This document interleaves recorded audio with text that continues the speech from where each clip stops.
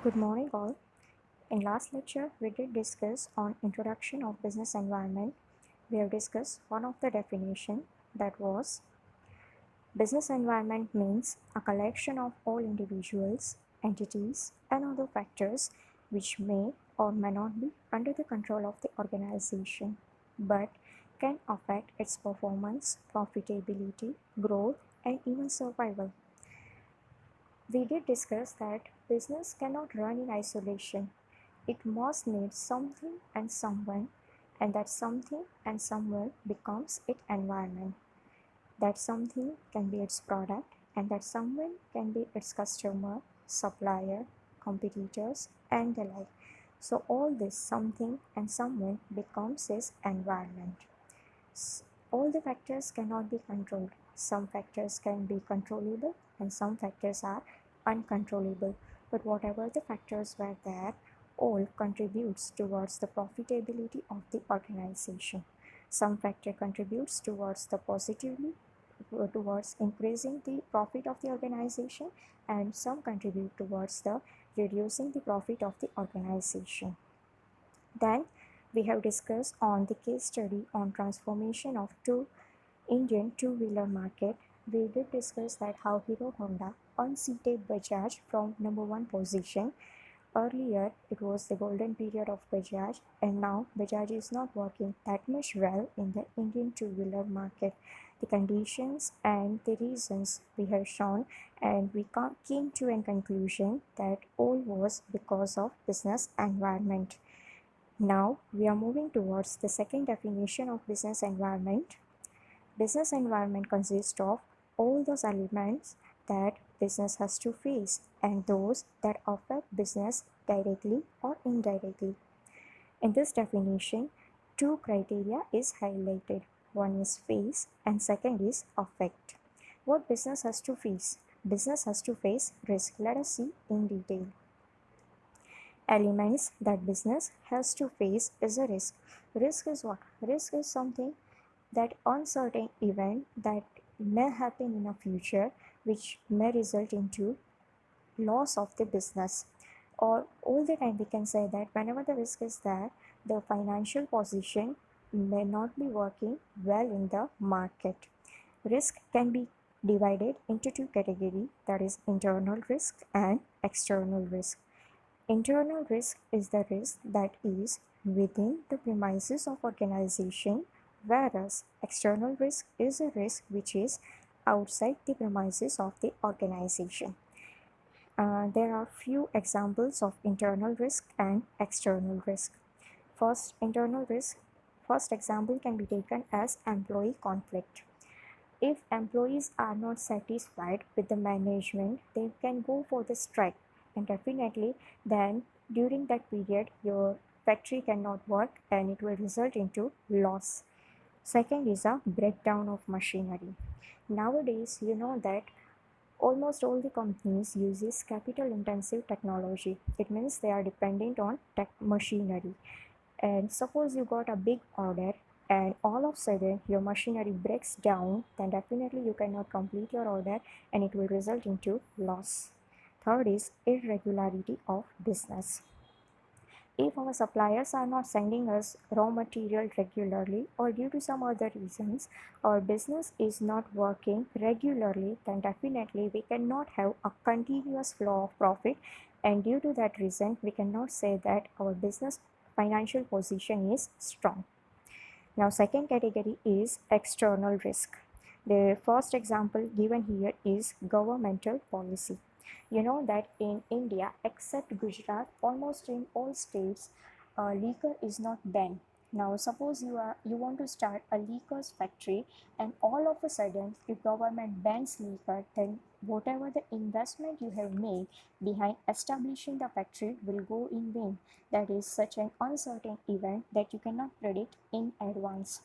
Second is natural calamities. You know that nowadays, during this recent time only, we are suffering from the time is suffering from the coronavirus, and almost in full globe there is a lockdown period which results into bad time for almost all the business and all the countries. The third one is competitors.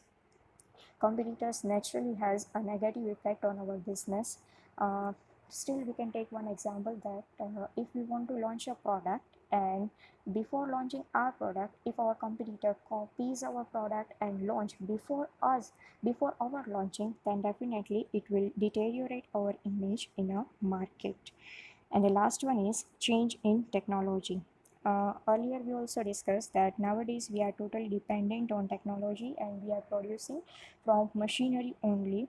And technology is that factor which is having sudden changes. And if that sudden changes you are not able to accommodate, then you will be using old machineries only, which will be not that much efficient as compared to a newer technology. And suppose if your competitor is using new technology, then they can produce a product in a least cost as compared to your cost of production. Definitely they will rule the market. Now the second phase of the that definition is affect. Element that affect business is surrounding. How a business is affected? Business is affected only by the surrounding. In last lecture also I told that surrounding you can divide into different areas, which comes to near area, which comes to farther area. Any area which comes nearly to the business, that is our location. We can see location from two sides. One is locational facility and second is locational problem. Suppose if your organization is situated in the area where same kind of industries are situated, then definitely you can have the benefit of skilled workers. You can be a part of trade association uh, to face the changes coming from the side of government. And you can also get other infrastructure facilities like water, uh, climate, electricity, and the like. Now, let us see the second part of location, that is locational problem. If your area is situated at farthest place, then we can have a problem of skilled workers. We cannot get easily skilled workers, and again transportation has to be provided to our workers, which will increase our cost of production. Second option, if we choose a location which is situated at a backward place, then there will be a problem of safety.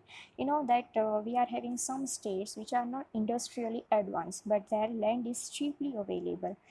Just because that reason, if we choose that area, then there will be a problem of safety. Say for example, no one would like to go in Bihar or in the underdeveloped state where workers will not be available. Moreover, safety is a biggest question there. And the last is, if our location is in a populated place, then there will be no question of safety, but now there will be a problem of government norms.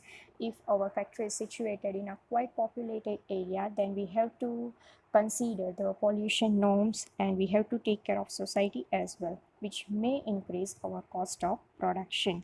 So all in all, what we have to do here is we have to choose that kind of location which will increase our production at a reduced cost. Moreover, all the facilities should be available there. So in this definition we have seen two parts that business has to face and business has to affect. Business has to face risk, and whatever is affecting business is the location. Now we are moving further on the classification of business environment. Business environment can be classified into two categories. One is internal and external environment. It is also known as micro and macro environment. And the second classification is economic and non-economic environment. Let us see in detail. Internal environment. What is internal environment? The definition given here is the internal factors refer to anything within the company and under the control of the company, no matter whether they are tangible or intangible. Internal environment means what? Any environment which is prevailing within the premises of our business organization, that can be considered as internal environment. That is the first highlighted word within the company. Second is under the control. Obviously, if anything is within the premises of factory, it will be definitely under the control of the owner. So in other words, we can say that internal factors are the controllable factors. And the third highlighted word is whether tangible or intangible. And internal environmental factors are so many that we will discuss in detail, but let me give few of the example. Tangible factors are like workforce, machinery, and intangible factors are like the relationship between the employees and the labor union, work culture we can consider. So these are the few factors that are coming under the category of internal environment. These factors are being figured out, are grouped into the strength and weaknesses of the company.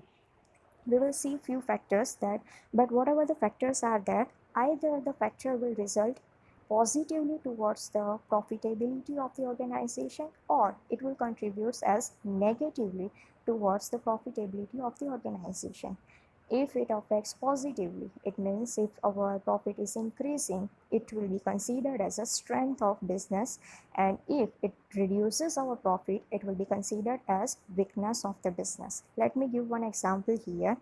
Say for example, due to our employees, if our profit is increasing, then our workforce can be considered as a strength of the organization. But due to this worker only, if there is no cordial relation and they are going on a strike and we are facing loss, then the same workforce can be considered as weakness of the organization. Now let me give few other ideas here, that here it is written that internal environment will result into strength and weakness of the company. Simultaneously, another part, that is external environment, that will result into opportunity and threat of the company. Now if you combine four words, that is strength, weakness, opportunity and threat, it will become the SWOT analysis. So those who want to go for SWOT analysis, for them the study of business environment is crucial. Now let us see in detail the factors which are the part of internal environment. The first one is value system. The value system of an organization means the ethical belief.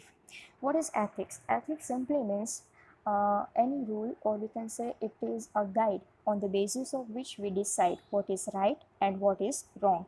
The similar words we can take here is morals, just, and the like.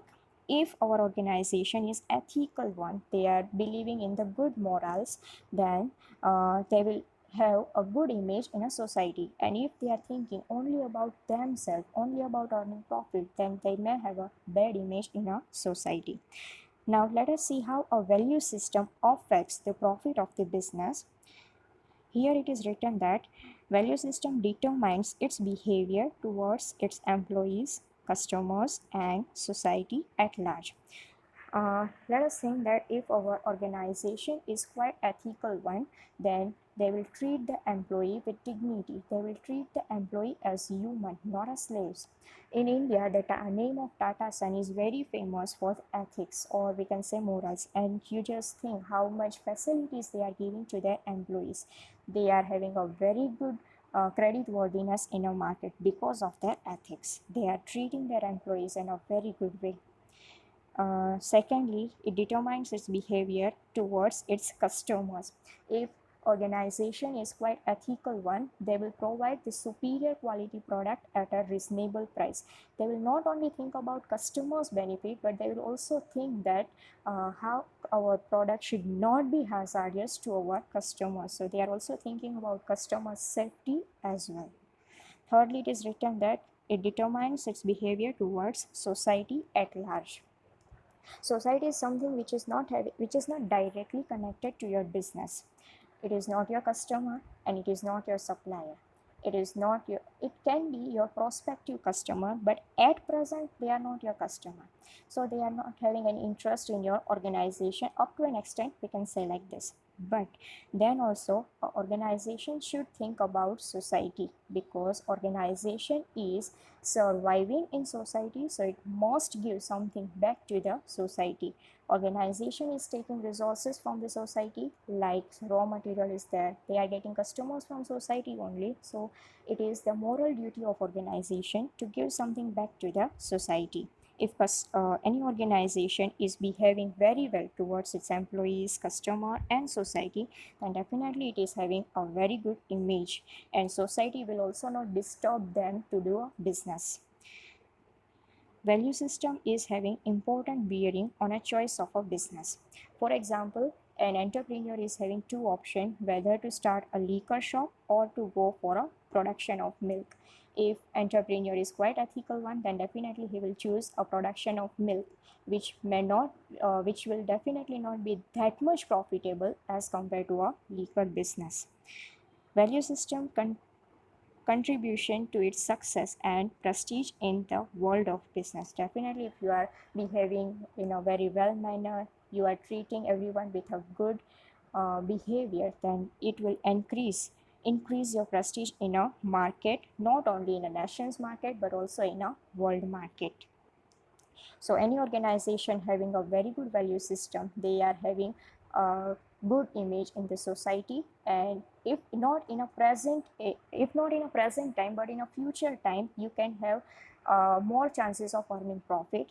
For shorter period of short-term profitability, it will not affect, but value system also affect your value system also contribute towards your long-term profitability.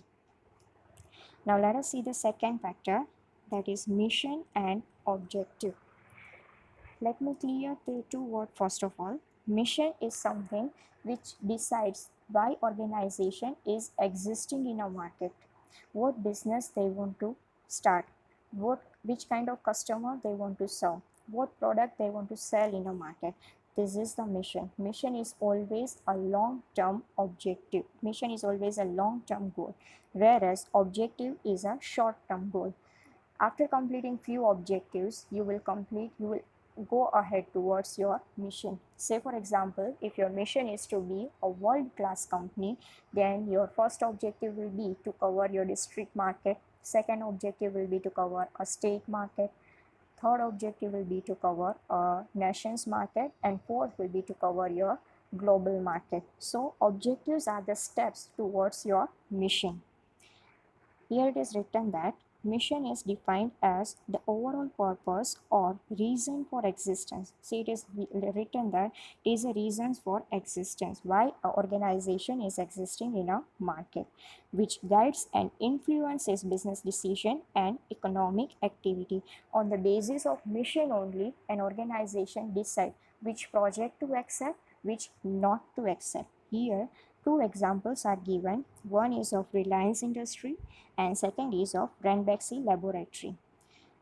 The Reliance Industries mission goes like to become a world-class company and to achieve global dominance has been the mission of Reliance Industries of India. On the other hand, the mission of Ranbaxy is like to become a research-based international pharma company has been stated as mission of Ranbaxy Laboratories of India. I want to highlight the word research-based international pharmaceutical company. See, Ranbaxy's objective is not to become number one's business company. Their mission is to become number one's research-based pharmaceutical company. Due to this reason, once they were having offer from the UAE countries to set up a plant in their country, and it was quite profitable opportunity. But just because Ranbaxy's mission is not to go in a business area, they want to go in a research area, they have just denied their project. So this is how mission of the Ranbaxy guides the director of Ranbaxy whether to accept the project or not to accept the project. Simultaneously, we can say that mission decides your level of profitability. Now moving towards the third factor of internal environment, that is organization structure. Organization structure means such things as composition of board of directors, the number of independent directors, the extent of professional management, and shareholding pattern. Firstly, it is written that composition of board of directors. Here I want to say that board of directors, how much shares they are holding in a company.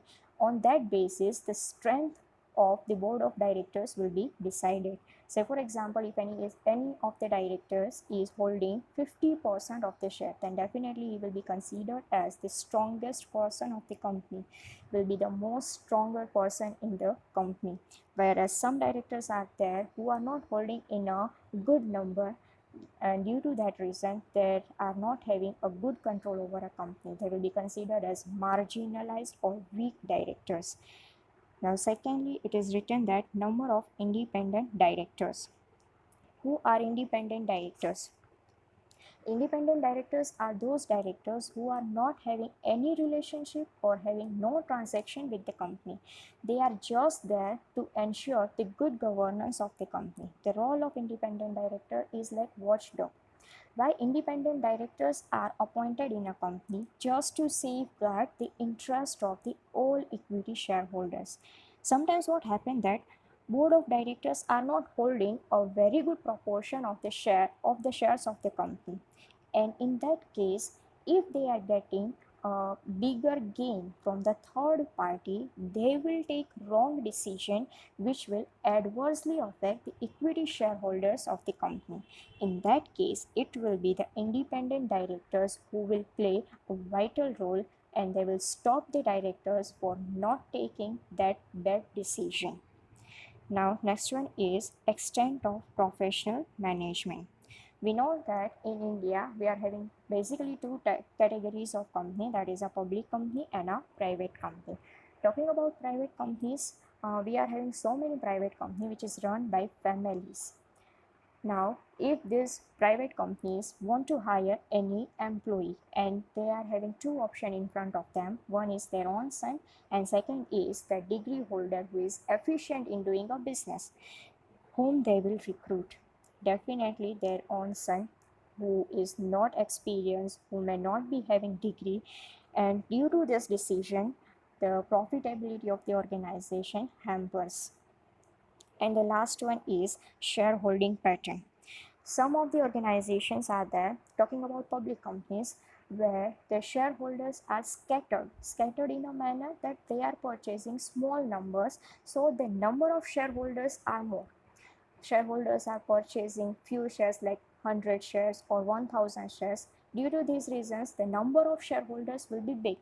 Whereas on the other hand, we are having those companies where the number of shareholders are small, but they are purchasing a big lot of shares. For example, 50,000 shares or 1 lakh shares.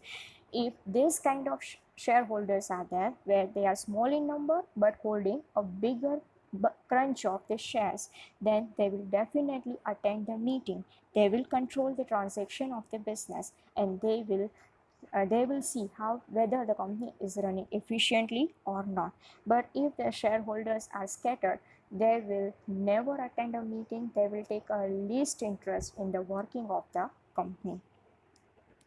Moving towards the fourth factor of the internal environment, that is corporate culture and style of functioning of top management.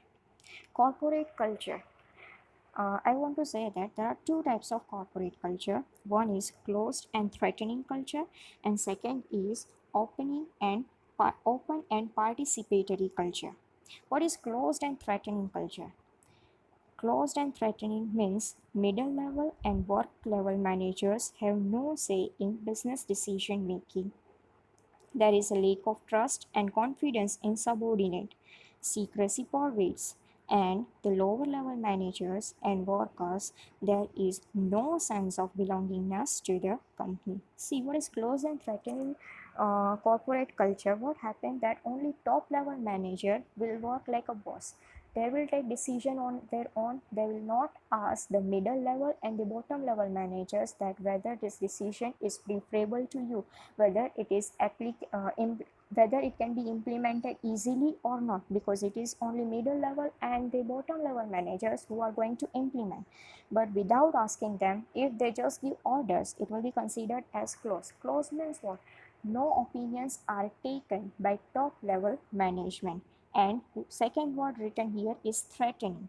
They are behaving like a boss. If you don't accept my orders, you will be fired from the organization. So this kind of threatening environment will be there in the organization. Due to this, we can say that definitely a top level management will work as a closed and threatening corporate culture, because they don't have a trust in their middle level and bottom level employees. They want to keep the secrets up to them only. And due to this reason, because of the bad behavior of the top level management, or just because top level management is not asking anything to the middle level and bottom level, these middle level and bottom level managers are having no sense of belongingness to the company. They never think that company is mine. If they get a profitable opportunity, if they get a very good salary at any point of time, they can leave your organization, because they cannot feel any emotion with your organization. If this is the system of your organization, then it will definitely hamper the profitability. Now let us see the second type of corporate culture, that is open and participatory culture. What is open? Open means top level management is taking opinion from the middle level and bottom level. Whenever any decision making task is there, top level management will ask middle level and bottom level. Not only they will ask, but some of the areas are there where the decision making authority is delegated to the middle level and bottom level employees, where in that situation the role of top level management will be to take only strategic decisions only. In that case, the middle level and bottom level can feel that they are also a part of the organization, and they are also given due importance in the organization.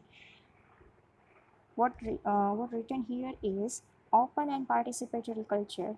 Business decisions are taken at lower level of the management.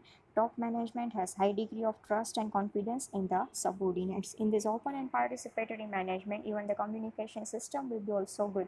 At any point of time, lower level management can lower any employee of the lower level can go to the top level for discussing their problem as well. Second is the style of functioning of top management. In this factor, two factors are included. One is a corporate culture, and second is a style of functioning. In corporate culture, we have seen two types, that is closed and threatening, and open and participating. And in the style of functioning, it is related to the leadership theory that you have studied in your FY. Leadership theory, we can say that is theory X and theory Y. What is theory X and theory Y? In theory X, leader feels that the workers are lazy. They should be given orders and punishment only. And what is theory Y? That workers are very much hardworking. They should be given due authority to, and they should be given freedom to perform their task efficiently and effectively. And they will believe in a positive motivation. If leader believes in theory X, what will happen? Whatever the target is given to the bottom level, if they will not be able to complete it, punishment will be given. Say for example, salary cut will happen, or he will be fired. In theory Y, what happens that if he goes beyond the target, then he will be given bonus.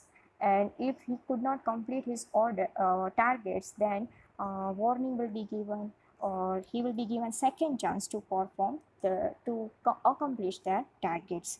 So that is a theory X and theory Y. On the basis of this discussion, we can say that theory X is considered as a negative theory, and theory Y is considered as a positive theory.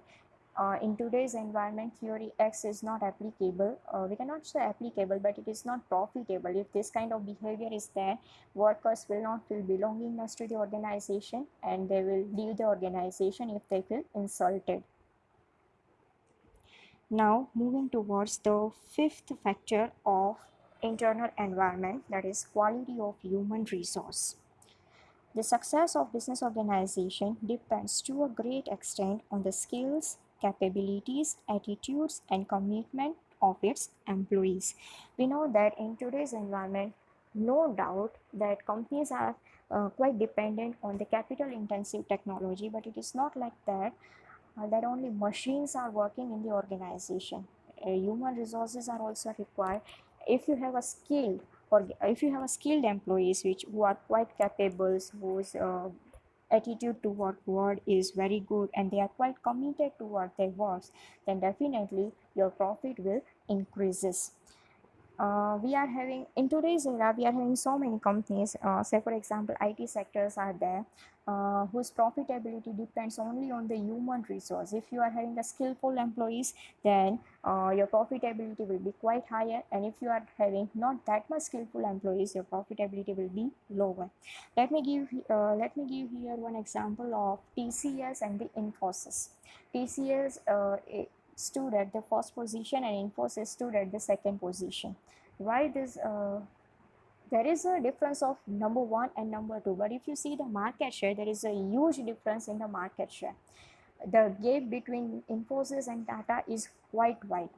The reason is that Tata TCS is having a skillful employees, because earlier I have also said that Tata is famous for the morals and the facilities they are giving to the employees. They are having only skillful employees.